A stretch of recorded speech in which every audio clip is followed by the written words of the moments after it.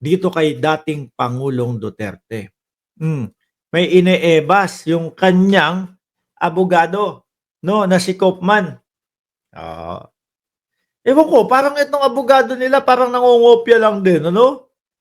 Yung parang, ano sigaw nung mga mamamayang Pilipino, ano sigaw nung mga nasa Pilipinas, gagayahin ko. Parang gano'n lang din tuto, 'no? O ano sigaw nung mga abogado ni dating Pangulo Duterte sa Pilipinas, walang jurisdiction. O siya din gano'n din, walang jurisdiction. O ngayon eto sinakyan naman, pati yung eleksyon. Overwhelming votes for Duterte shows total rejection of ICC arrest. Ano, uwi na? Pauuwi na? Ano sasabihin mo bilang abogado? Eh, madam, mga judge, kailangan niyo na pong pauwiin ang aking kliyente. Kasi nanalo po siya sa eleksyon. Ibig sabihin po, walang jurisdiction ang Pilipinas.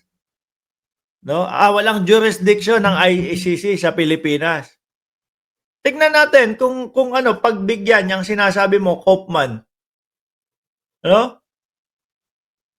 Mga bossing, doon sa mga DDS na umaasa pa na uuwi ang dating Pangulong Duterte sa madaling panahon?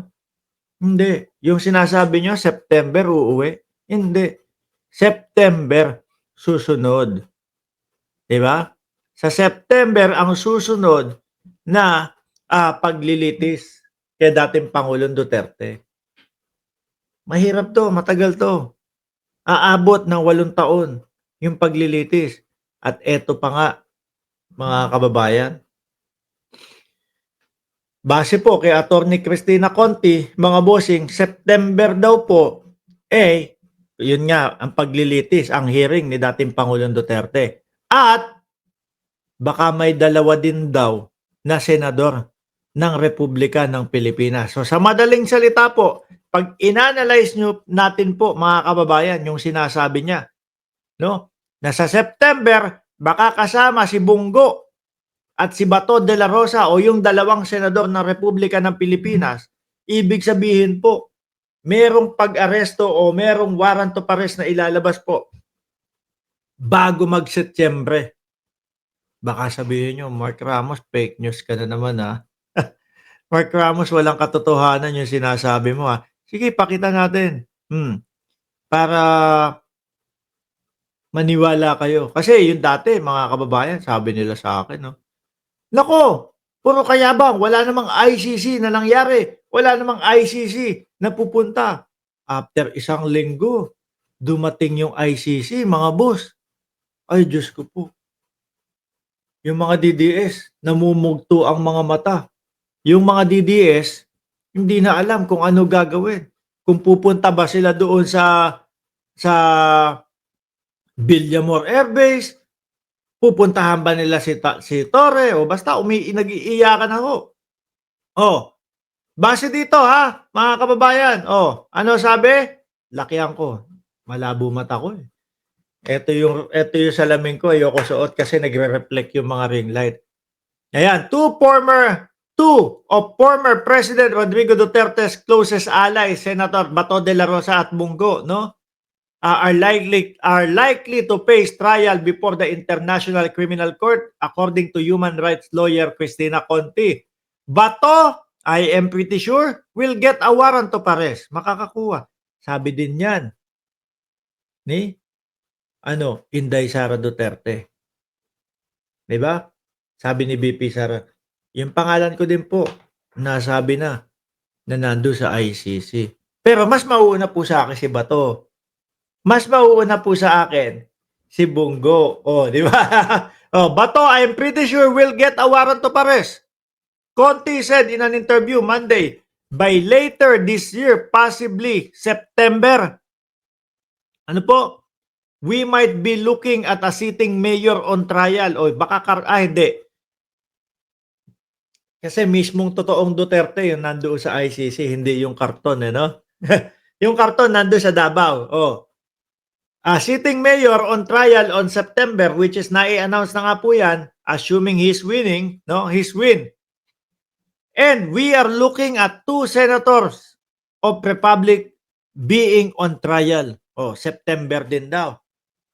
Naku po, ibig sabihin, baka medyo hindi natin maramdaman ang presensya ni Bato de la Rosa ng June, July, August bago mag-Setyembre, mga bossing.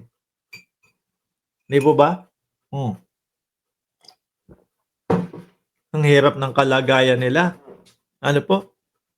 Dadagdag sa kliyente ni Kaufman? Hindi po mapapauwi ang dating Pangulong Duterte kahit ilang beses, kahit nga presidente ang mapanalunan niyan ulit eh. Like example, nanalo bilang presidente. Tingnan niyo po yung dalawa. Si Vladimir Putin nakaupo pero pinapaaresto. Si Netanyahu nakaupo pero pinapaaresto. Di po ba? Mga kababayan? Nagagalit si Chi. Bakit? Ang yayabang ng mga Bisayang dudong ngayon. Ay nako, wala pang September, huhulihin na yan. Sabi ni Norisa Kaganap, wala pang Setyembre, huhulihin na yan. Oo nga po. Kasi Setyembre, ano na daw po yun, hearing na daw po yun, mga bossing. No? So, ibig sabihin, sa madaling salita, June, July, August, nandyan, posibleng arestohin yang mga yan, mga kababayan. Bunggo, Bato, baka madamay pa si Inday Sara Duterte. Ang hirap din ang kalagayan ni Inday, ano? Biruin mo, meron kang ICC, meron kang impeachment, lahat na yata. Kaya nga Mark, 1 plus 1 equals 2 plus 3 pa sa ICC papunta. Uutuin na naman kayo mga DDS. Nanalo si Duterte! Di ba? Nanalo si Duterte! Bagay na bagay sa akin, sir. Bagay sa akin, sir. Ay, bagay. Green yan, green. Ano po? Ano naman, bakit naman magiging crocodile ako? Bagay na bagay sa akin. Ano? Bagay na bagay sa iyo. Suot mong crocodile. Lakos naman po. No, yung lakos po yan. Kayo naman po, crocodile. crocodile. Lakos naman po yan. Sumisimbolo ng berde. Hindi naman po pwedeng sa akin bagay yan. Kasi ang berde, alam niyo na kung ano berde. Di ba? Hindi naman po ako politiko. Hindi naman porkit nanalo, lalaya na. Kasi madaling yung mga DDS uto-uto. Madaling mauto yung mga yan. Gullible yung mga yan. Sabihan mo, uuwi na si dating Pangulong Duterte. Ano dahil? Kasi nanalo. Paniniwalaan na ho ng mga yan. Mga kababayan. Ganyan ho kabilis silang mauto. Mga bossing. Diba? Nakakahawa po pala talaga ang pagsisinungaling ng mga Duterte. Biruin mo, nahawa si Amy Duterte. Tapos ngayon, naman, nahawa na rin yung attorney Kaufman magsisinungaling sa ICC para magpasikat. Ano kaya? Ano sasabihin nun? Ang aking kliyente ay nanalo bilang mayor. Ito po ito po ang aming ito po ang aming paniniwala dyan.